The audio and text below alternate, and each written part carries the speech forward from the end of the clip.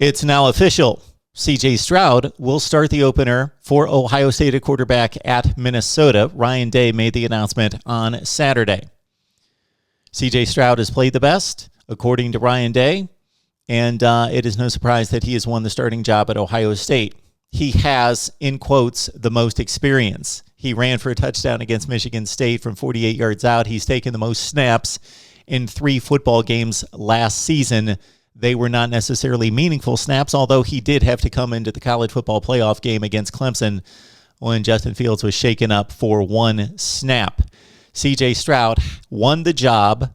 At this point, he at least won the start against Minnesota. Let's put it more accurately, based on Ryan Day saying that he has shown separation from the other 2 quarterbacks based on leadership, decision-making, and accuracy throwing the football. We've all made assessments throughout the spring and the offseason based on scouting reports and also based on the spring game of where the strengths lie of the 3 quarterbacks, Stroud, Jack Miller, and Kyle McCord, with, of course, the 5-star Quinn Ewers enrolling early but not being a factor at this point as a 2022 commit, originally coming to practice just in the past week and starting to get reps with the full squad. Back to Stroud. He's a runner. He's an athlete. He's got a capable arm. He does not have a gun. McCord, reportedly, and based on what we've seen in the spring game, has the best arm. None of us can question this decision at this point. This is not the NFL where we can go to training camp and watch every practice, where we can see 3 or 4 preseason games and evaluate the quarterbacks. We can only go by Ryan Day and his staff's evaluation of C.J. Stroud and the other 2 to 3 quarterbacks. C.J. Stroud has won the job. But Ryan Day clearly said that this is not an accomplishment. He's not accomplished anything. This is an opportunity.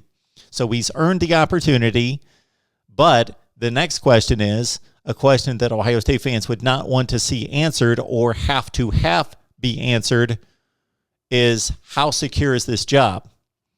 If C.J. Stroud goes out against Minnesota and performs poorly, let's give you a stat line of 12 for 28 with 3 interceptions and 150 yards passing, and Ohio State struggles to win, but they win the ball game and move on to Oregon. Will C.J. Stroud still be the starter? If he blows up in similar fashion, but Ohio State loses the game and is upset at Minnesota, then what happens there? How firmly established is he as the starter? That will speak, if he has that type of performance against Minnesota, that is going to speak to 2 things.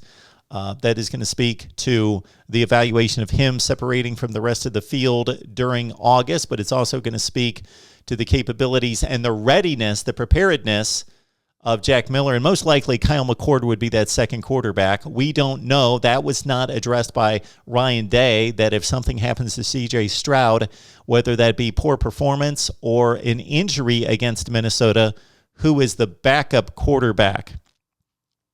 C.J. Stroud's the starting quarterback, at least for week 1 at Minnesota.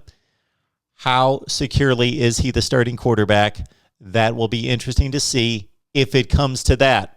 If he goes out, runs the offense, makes the right decisions, gets the ball to his playmakers, completes 60 to 70% of his passes, throws for 250 to 300 yards with few mistakes, then he will continue to be the starting quarterback, I would believe, going into the game in Columbus against Oregon in week 2.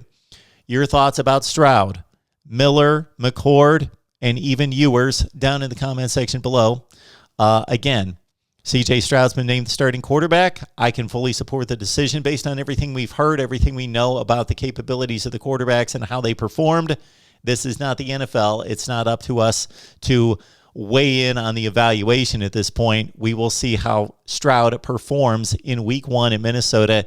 It will, of course, be interesting. And then again, if he falters in any way, to see how long that leash is. Your comments below on the Ohio State quarterback situation, week 1 against Minnesota, and other Buckeye topics right here at the Voice of College Football.